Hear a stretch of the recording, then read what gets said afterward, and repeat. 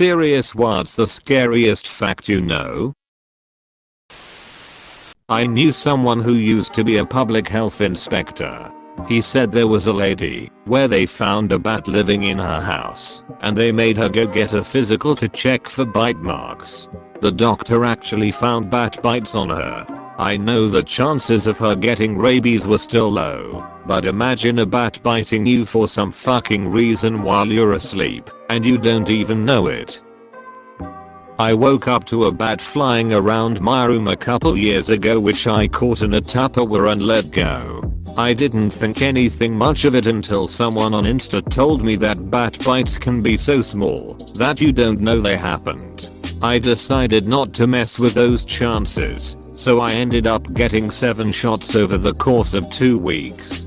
Absolute friggin' nightmare, but I figured there was no better example of better safe than sorry. I was floored when I looked at the bill though. Thankfully I have really excellent insurance, so I wasn't responsible for any of it, but without insurance it would have been $40,000. Like how bonkers is that? That if you get bitten by a wild animal and are uninsured you have to choose between literally the only treatment that can put you in crippling debt or potentially dying a horrific and painful death.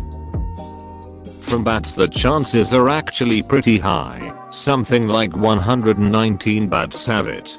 Edit, some people have pointed out this is false and outdated information. It's more along the lines of a 1% rabies infection of bats. Phew, if a mechanic had told me that, I would definitely be jumping into lava. Honestly, I was gonna take him a bit more serious if he was an accountant. Average person here, you can jump into lava, but only once. You can have rabies 4 years before it even shows symptoms. Then one day you get a headache and it's a death sentence from there. Rabies is so terrifying, even though the odds are low of catching it.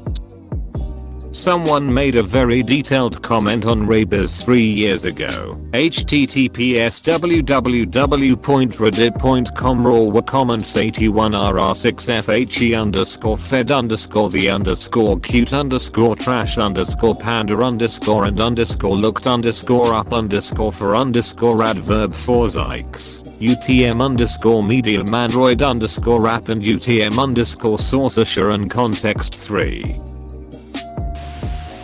A brain aneurysm can hit you anytime, anywhere, with next to no warning. Source: watching my otherwise healthy grandma go from happily singing and making dinner to crying about the worst pain she had ever been in, to being a vegetable in less than an hour. My cousin was 14 years old, no known medical conditions. Had a brain aneurysm in the middle of church one Sunday. Fucking sucks. My coworker got a major migraine and started feeling very dizzy while at work. I helped her get a cab to go home where her husband was, and she ended up going to the hospital that night for an emergency surgery. She was lucky to make it. Spent a month recovering at the hospital. You've never seen your own face, just reflections in pictures. Also, everyone else has a more accurate perception of your appearance than you do. Somehow this one's oddly comforting. No one's really as bad looking as they think they are for this reason. Take a picture of yourself then flip it. It's weird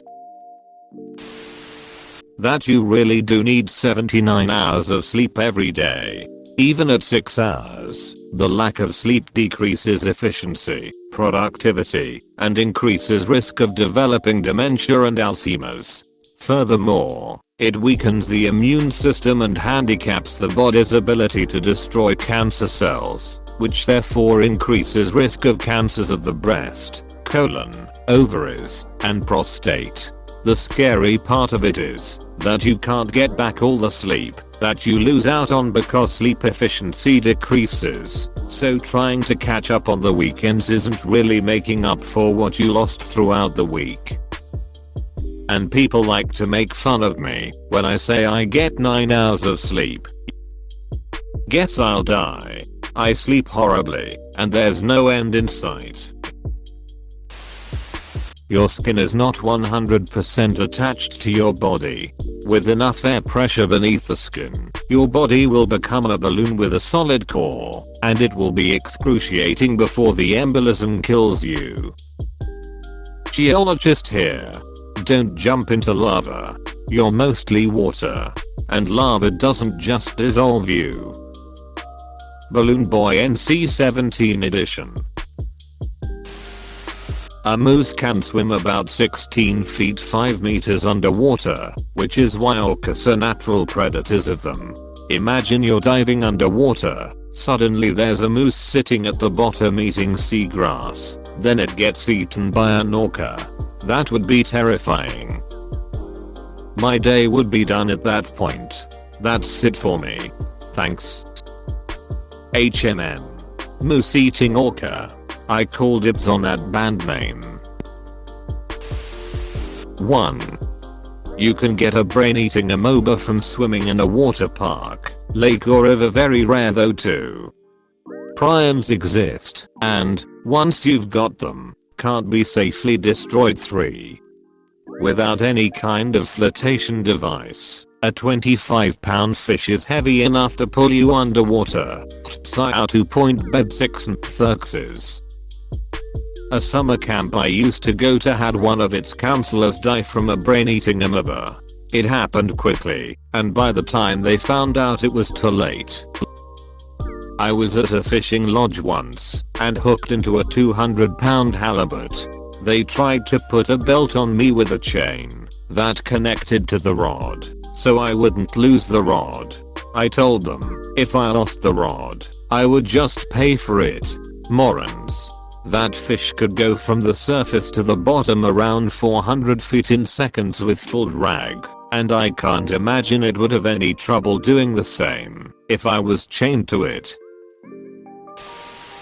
Prion diseases exist. They are not bacteria or viruses. There isn't an infection, paresi, to attack. They are basically an alternate form of protein, and we can't stop them. Prions are misfolded proteins, which makes them the origami of diseases. What's worse, there's no cleaning regime that can eradicate those proteins.